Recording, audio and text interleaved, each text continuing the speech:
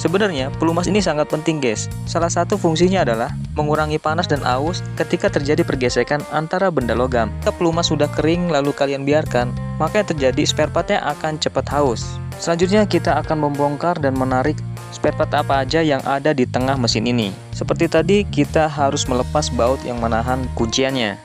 Saya kira ini sudah menempel ke bagian dalam, ternyata belum. Ya udah, kita coba cari cara untuk tetap menarik spare part yang di tengah. Sebenarnya ini bisa langsung kita tarik.